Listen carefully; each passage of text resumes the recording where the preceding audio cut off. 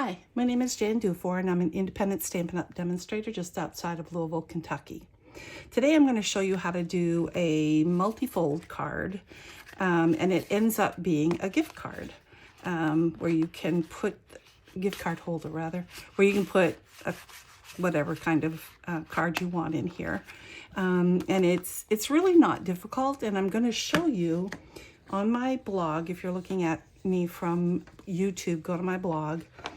On there, I have one sheet on there, a picture. It shows you what it looks like, and then the actual download where you can print this off. It shows you how to make 12. So, for example, this sheet that I'm going to show you next, you only need one sheet of it because you cut it into 12. This particular one is the basic white, and it makes 4. So in order to make 12, you need 3 sheets, which is what I have down here, 3 sheets. The 12 by 12, sometimes it only takes 1, and you still have some left over. So we'll go over that in a minute. First of all, just to top it off, my blog is called stampmesilly.com. My email address is my name, jandufour@yahoo.com. As I said, I am an independent Stampin' Up! Demonstrator, and I can help anybody in the U.S. that needs some assistance and ideas, tricks, and that kind of thing. And my online store is jandufour.stampinup.net. Let me put this aside. So how do we get this out of all of our paper? Starting with, and this paper is from Sanda Express. This is the sheet that I cut up into these pieces, and that's why you only need one sheet. I'm not going to cut this one up. I'm going to use this as a border on a scrapbook card, or a scrapbook page rather. But once you cut along here, I would just cut them on the line. That will give you 3 inches 4 times.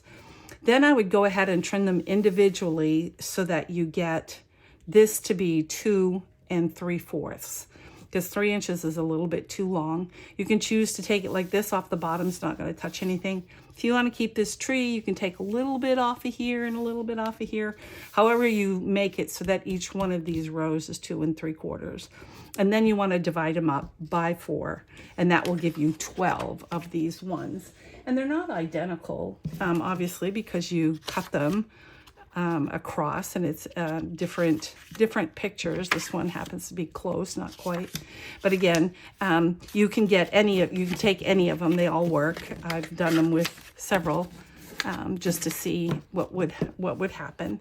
So we're going to put one of these aside because we're going to be using it. And then the other piece that I am not cutting up today, you get 2 sheets of this. You get 2 sheets of another train, and if you have the matching die set that goes with it, then you can go ahead and cut these out rather quickly.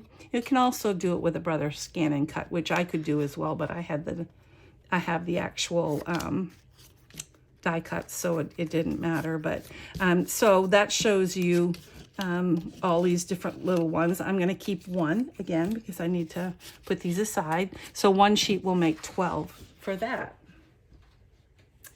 I'll put this aside in a safe spot.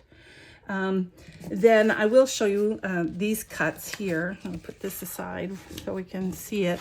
You need one base. Now the base I used on this one for the base card does show you on this section, which is, it's an 8.5 by 11 piece of cardstock, and you cut it down the middle along the 8.5 inch side, which makes it a 4 1/4 by 5 by 5.5. Once you fold this part here is 5.5 inches.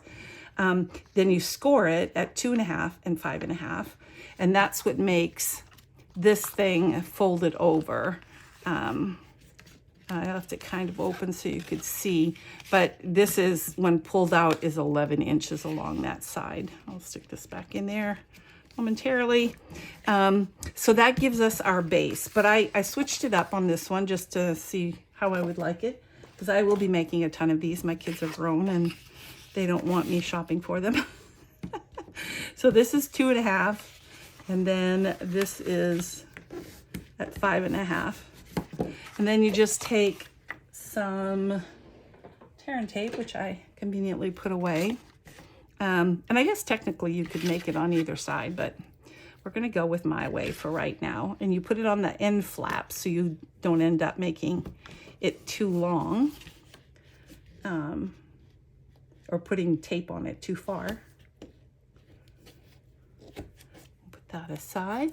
Tear and tape holds very nicely. Make sure you do burnish it down though, because that helps it adhere better. That's not the one I want. Whoops. Take your pick tool or some kind of implement to get this off. And then before you you could have done this before, which I probably would if I was doing this in a more orderly fashion, but since I'm here, I'm not. You can use any punch that you have that has something that looks like a half circle, a third of a circle, part of an oval. It doesn't really matter. But basically what you're trying to do is make a tab for your finger right here. So that somebody, first of all, so they can see that there's a gift card in there. You can always leave it hanging out a little bit when you give it to them as well. But that just helps them grab. So I looked at my punches because I didn't have a circle punch the size I wanted. And I noticed that it had this. So what I ended up doing, I'll get it in there first, and you can measure it off and make it perfect. And we probably should, since we're going to be adding another layer to it. So what I will do is measure. See, I told you I should have done that. It's 4 1/4, so that would be 2 1/8. And I'm writing on it with a pen. It's going to get cut off anyway, so it doesn't really matter. And then I did make a little note on my punch where the center was. When I'm using this, and this punch is called Handmade Tag Punch, which I use for a lot of other things as well, I'm going to put it in the right spot, and then I will show you. So basically, I'm coming all the way down with a little extra hump, but I have it centered. So it makes this little indentation a little bit different. And then when I take the piece that's going to go on it, which I'll show you in a little bit, I'm only going to go and use the half punch part, not the little legs or the indentations or whatever you want to call it. Anyway, now it's ready to be put down. I'll put that aside. Again, burnishing it is a good idea. It just keeps it nice and flat. I'll also do this side. Okay. Then we need to put the background on it. Now the background you choose matters as to the orientation. Obviously, it's better if you don't have your presents laying sideways. So I know that I need 5 1/4 this way by 4. So I'm going to do the 5 1/4.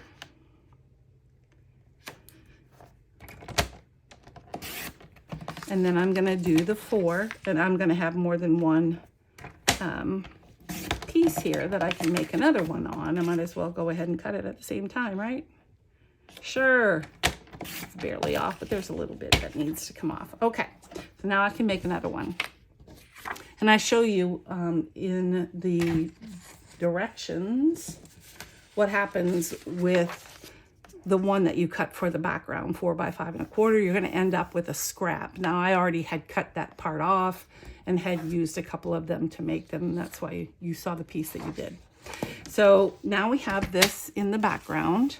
We can go ahead, and I use multi-purpose glue for just about everything. Make sure your presents are right side up when you put them on there.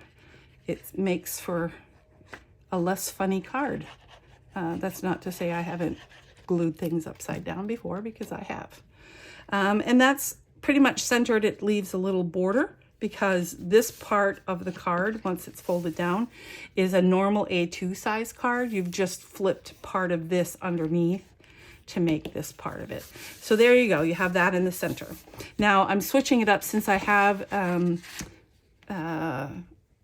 Evening Evergreen. I had to think a minute what color it was.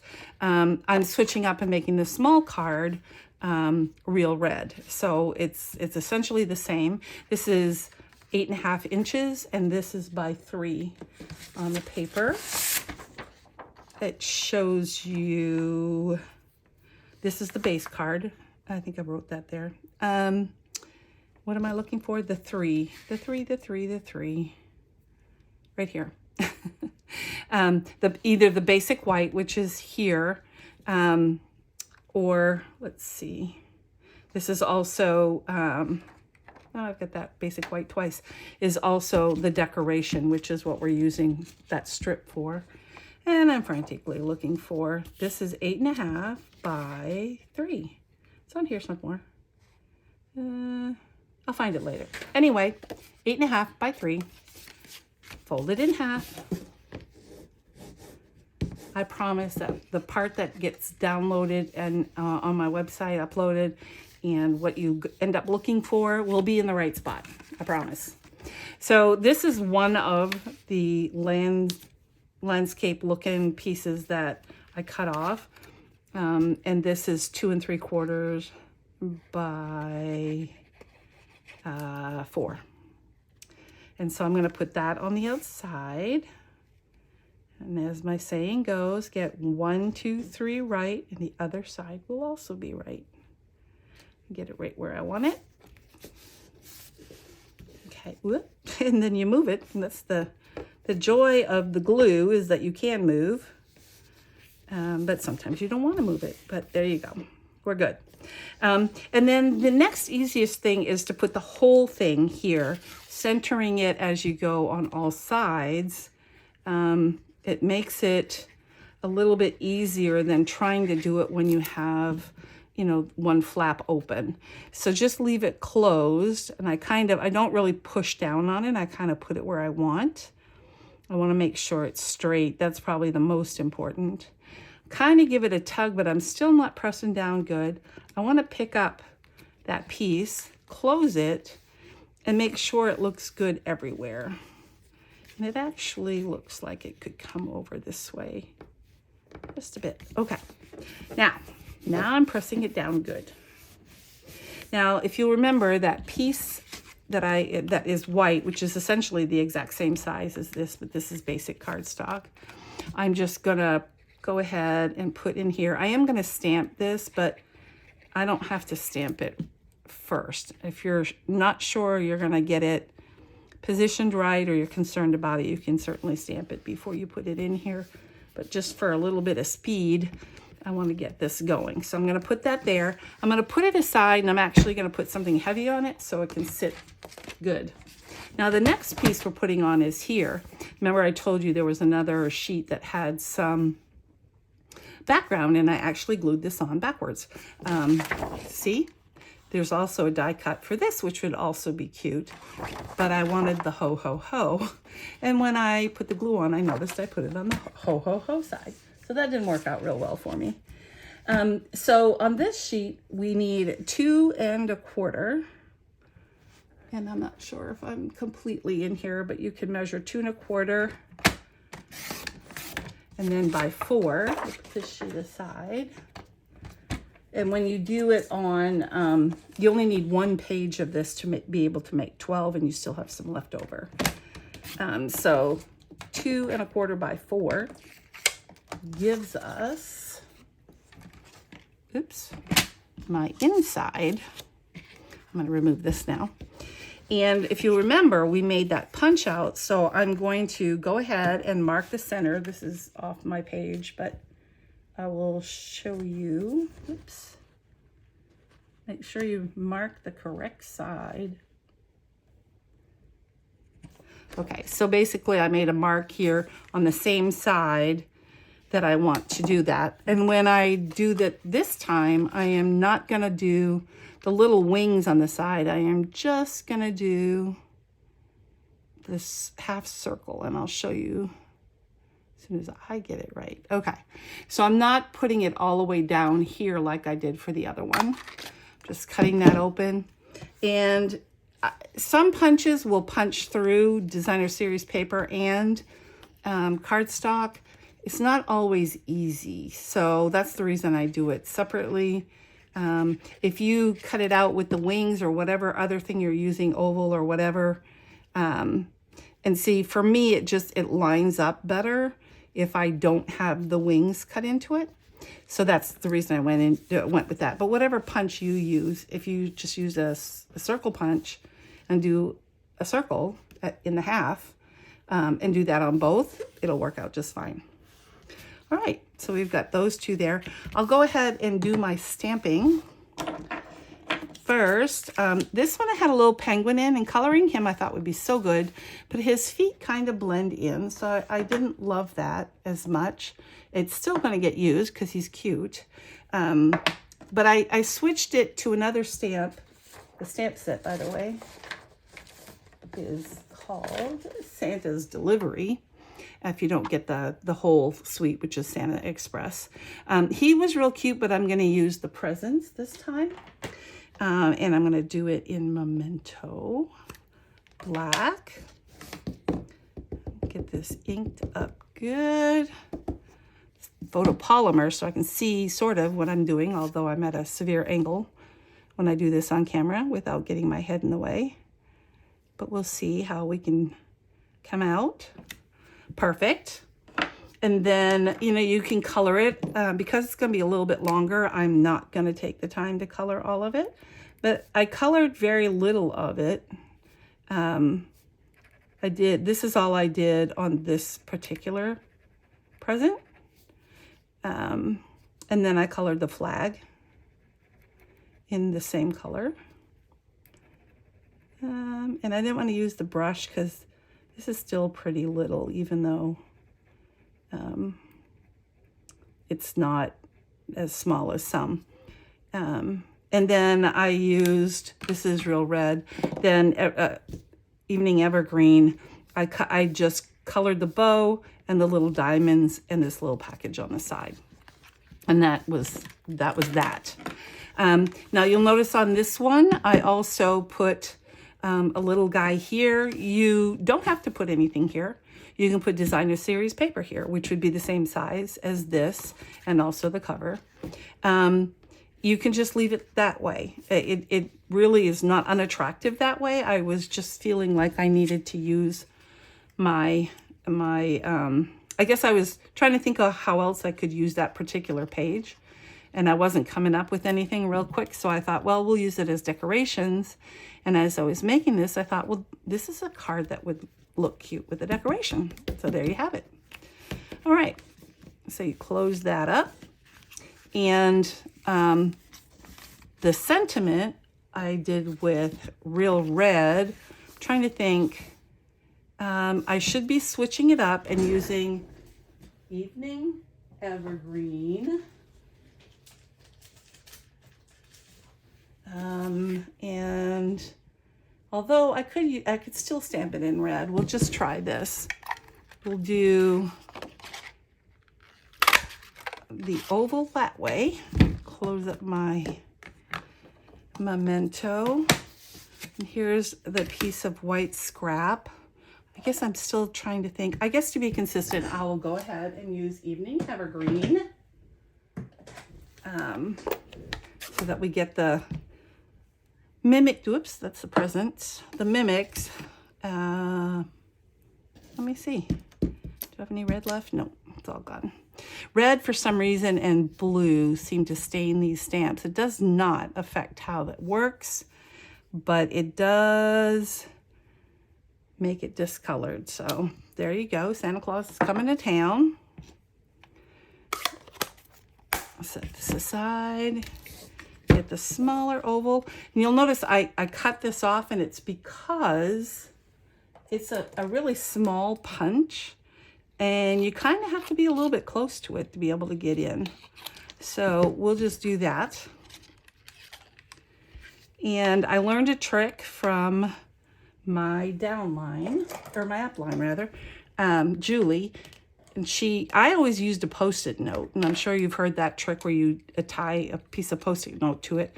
But if you don't want to do that, you can, I'm gonna center it and then show you. You can actually move it around this way. until you get it where you think it should be. Now, instead of my head, I'm going to pull it away until I actually do get it centered. There you go. And you punch it out. You get rid of the scraps. And I didn't want too much dimension on this because we have a card in here and there's several layers. So I went ahead and just glued this down. A little extra glue.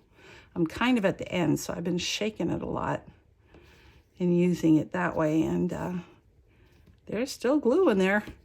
It goes for a while. I've been making, I think I made 80, I make cards for a charity with children who are either very ill or pass away when they're infants because they're too small in the ICU. And we make little cards that we, the nurses can send, and it's called We Care, WEE, and I make cards for them to send off. And so I made 80 of those, and I'm still using that bottle. So now I can put it here. I can put it anywhere I want to.